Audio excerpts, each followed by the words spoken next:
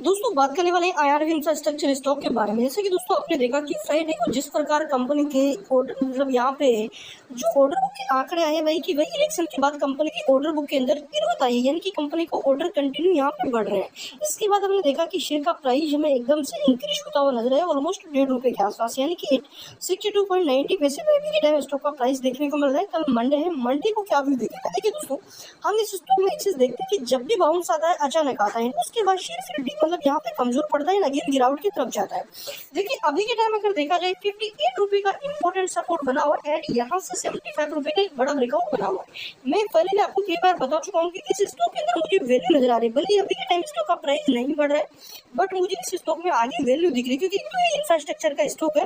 Road infrastructure की आगे देखिए, रोड हाईवेज कंपनी यहाँ पे ऐसा नहीं होगा कि बंद हो जाएगी, कंपनी का काम कर जाएगा। जिस प्रकार इंडिया की ग्रोथ चाहिए ये चीजें बढ़ती रहेगी एंड इसका डेवलपमेंट आगे बढ़ने वाला है।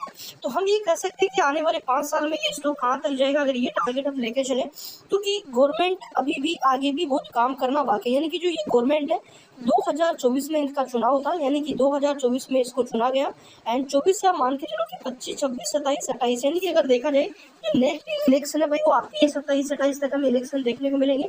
तो उस तक अगर हम यहाँ पे ये लेके चले कि ये शेयर कहाँ तक जाए, क्योंकि देखिए जो नितिन गडकरी जी भाई आपके रोड मिनिस्टर, वो दोस्तों जिस प्रकार काम कर रहे हैं, जिस प्रकार वो अपना व्यू लेके चल रहे हैं, जिस प्रकार वो यहाँ पे आगे लॉन्ग टर्म देख रहे हैं, तो उनका व्यू बहुत तगड़ा है। उसके अकॉर्डिंग अगर हम कहें कि शेयर आने वाले टाइम में 2027-28 तक अगर शेयर का अपन टारगेट ₹500 लेके चले तो कोई बड़ा टारगेट नहीं होगा, क्योंकि कंपनी अभी के टाइम कंसोलिडेट कर रही है।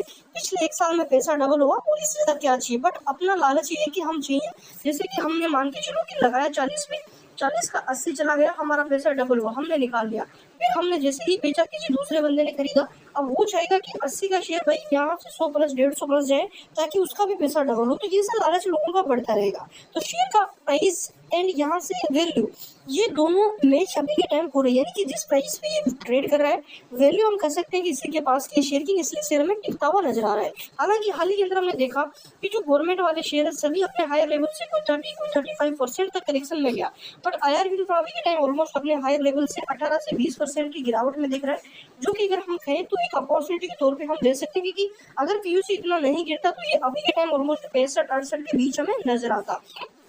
देखिए फ्राइडे में देखा कि बिना वॉल्यूम के शेयर के अंदर तेजी है, जो कि सीधा संकेत है कि कंसोलिडेट अभी भी बाकी है, यानी कि स्टॉक अभी और कंसोलिडेट करेगा। 140 करोड़ की वॉल्यूम थी एंड स्टॉक के अंदर भाई डिलीवरी बहुत हाई लेवल की रहती है। हाल ही के अंदर 10% का उछाल आया था, उसमें हमने देखा था कि शेयर की डिलीवरी बहुत हाई थी, और यहाँ पे 68% की डिलीवरी हमें नजर आई थी, जहाँ पे भाई बड़े बड़े ने कम से कम शेयर के अंदर एक ही दिन के अंदर 700 से 800 करोड़ रुपए का जो इन्वेस्टमेंट है वो किया था। एंड ये चीज आपको अवॉइड नहीं करनी चाहिए, कोई अवॉइड करने वाली चीज नहीं स्टॉक के अंदर।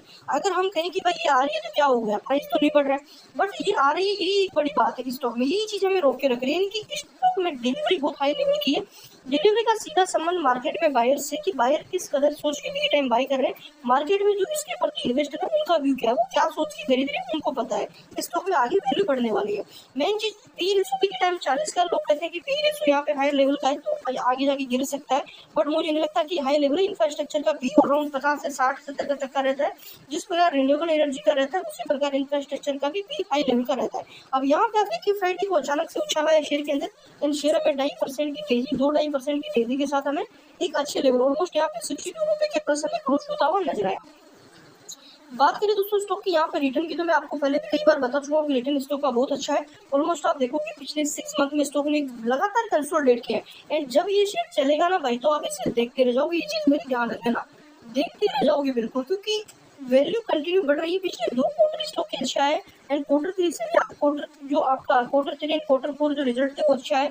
इसके बाद Q1 में रिजल्ट बेटर था, ज्यादा मतलब ऐसा नहीं था, बट प्रॉफिट के लिए थोड़ा बहुत जंप होता लास्ट क्वार्टर से, एंड Q2 से भी आशा है कि रिजल्ट हमें अच्छा देखने को मिले। तो स्टॉक की वैल्यू कंटिन्यू बढ़ने वाली है, प्राइस बढ़े या ना बढ़े, बट वैल्यू स्टॉक की बढ़ रही है तो प्राइस अपने आप ही हमें इंक्रीज होता हुआ नजर आएगा। स्टॉक की वही बात करूँ मैं 1 साल की रिटर्न की, तो यहाँ से आप देखिए कंटिन्यू शेयर का प्राइस हमें भागता हुआ नजर आया, फिर कंसोलिडेट हो। अब यहाँ से इस प्रकार की पैटर्न बने कि जब भागेगा बड़ी रैली दिखाएगा। एंड वही बात करें दोस्तों स्टॉक के फंडामेंटल के बारे में कि कंपनी के फंडामेंटल कैसे, फंडामेंटल के अकॉर्डिंग हम स्टॉक को जज करते हैं, जिसके अकॉर्डिंग हमें पता चलता है कि स्टॉक की वैल्यू क्या है। क्योंकि फंडामेंटल मान के चलो अभी कह रहे हैं कि फंडामेंटल की भाई आगे जाके शेयर हमें 500 का लेवल दिखेगा, उस प्रकार के फंडामेंटल भी होने चाहिए। अगर फंडामेंटल है तो फिर डरने की जरूरत नहीं है। अभी के टाइम स्टॉक का पी यहाँ पे 62 का है एंड एनएससी पे 40 के आसपास का नजर आ रहा था। बात करें स्टॉक की बुक वैल्यू की 22 की है, करंट प्राइस 90 पैसे का है, डिविडेंड कंपनी पे करती है एंड रिटर्न इक्विटी आरोप स्टॉक के भी टाइम एवरेज है। अगर कंपनी के मार्जिन आगे बढ़ते हैं तो ये अच्छे तरीके से हमें ग्रो होती हुई नजर आएगी। पिछली बार देख लो कि यहाँ से धीरे धीरे शेयर ने मोमेंटम क्रिएट किया, ठीक है। इसके बाद आप देखोगे तो शेयर के अंदर अचानक से बहुत बड़ी तगड़ी तेजी आई शेयर के अंदर, इन शेयर भागता हुआ देखने को मिला। एंड अगर पिछली बात करें तो डिविडेंड की 24% कंपनी मतलब डिविडेंड पे करती है। एंड इसी के साथ अगर आप देखोगे स्टॉक का अपने इंफ्रास्ट्रक्चर में तो 2 नंबर की कंपनी है, पी के अकॉर्डिंग 62 का पी है। बाकी कंपनी का पी अगर आप देखोगे तो किसी का 24 है, किसी का 28 है, किसी का 27 के 17 है एंड अर्निंग का हमें 81 का देखने को मिल रहा है। बात करें दोस्तों यहाँ पे देखिए ये रेलवे अदर कंपनी रिसर्च को रेलवे की है, कोई रोड की है, तो या तो आपकी यहाँ पे आयुर्वेद रोड की है, यहाँ पे रोड इंफ्रास्ट्रक्चर की है। अब रिजल्ट में एक बार नजर डालिए दोस्तों, कंपनी का जो रेवेन्यू है स्टेबल है। अगर ये रेवेन्यू आगे जाके बढ़ता है, ये रेवेन्यू 2000 करोड़ प्लस कंटिन्यू रहता है तो फिर कुछ बड़े जंप स्ट्रेंथनिंग देखने को मिलेंगे। क्योंकि यहाँ पे आप देखोगे 1626 करोड़ का रेवेन्यू तो आज के 2 साल पहले यानी 21 में भी था, यहाँ पे अभी टाइम 1853 करोड़ का ही है। तो रेवेन्यू बढ़ना बहुत इंपॉर्टेंट चीज है। रेवेन्यू अगर बढ़ता है तो डेफिनेटली आगे स्टॉक के प्राइस हमें इंक्रीज होते हुए नजर आएंगे। इसके साथ कंपनी का ऑपरेटिंग प्रॉफिट मार्जिन बहुत अच्छे हैं, हमेशा 40 प्लस देखने को मिलता है। इसी के साथ अगर आप देखोगे कंपनी का अदर इनकम तो अदर इनकम स्टेबल है, ज्यादा गिरावट बड़ी बात नहीं है। प्रॉफिट कंपनी का अभी टाइम कम चल रहा है क्योंकि रेवेन्यू नहीं बढ़ रहा है एंड खर्चे वगैरह कम बढ़ते रहते हैं, तो इसमें से प्रॉफिट के अंदर थोड़ा मतलब वोलेटिलिटी वाली स्थिति बनी रहती है। पिछली क्वार्टर 140 का था, लास्ट क्वार्टर 134 का था, प्रॉफिट में जंप था। फिर इसके बाद यहाँ पर आप देखोगे 96 करोड़ का प्रॉफिट हो गया। अगर इस क्वार्टर में कंपनी 100 करोड़ का प्रॉफिट करती है तो लास्ट क्वार्टर से प्रॉफिट बहुत तगड़ा होगा एंड पी हमें कम होता हुआ नजर आएगा क्योंकि दोस्तों रिजल्ट को डिटेक्ट करता है। बात करें इन्वेस्टर की तो भाई के पास तो आपको पता है कि क्या क्या चीजें स्थिति बनी। देखिए कोई भी स्टॉक को लेकर अगर कोई स्टॉक कंसोलिडेट करता तो वो कंसोलिडेट जोन में खराब स्टॉक नहीं होता है। ओनली फॉर अगर देखा जाए गिरावट आई, तेजी आई, फिर गिरावट आई, यहाँ से आप देखो कंटिन्यू गिरावट, फिर यहाँ पे आप देखो कि कंटिन्यू भी बढ़ता हुआ देखने को मिलेगा एंड अगर इस पर ब्रेकआउट होता तो फिर यहाँ पे रेंज भी बड़ी बनती हुई नजर आ सकती है। ये चीज आप ध्यान रखिएगा। अभी के टाइम 52 का स्टॉक का RSI चल रहा है, दिखते हैं तो रिवर्स आ सकता है स्टॉक का। अगेन स्टॉक में यहाँ से 65 से 68 तक के लेवल भी दिखा सकता है शॉर्ट टर्म बेसिस। रही बात मंडे की तो मार्केट के अकॉर्डिंग शेयर रेट करेगा, नेगेटिविटी भी बन सकती है क्योंकि फ्राइडे को भागा था। तो कंसोलिडेट जो यही होता है, एक दिन पॉजिटिव एक दिन नेगेटिव। चैनल में नहीं हो सब्सक्राइब जरूर कर लो, बेल आइकन को भी ताकि कंटिन्यू आपको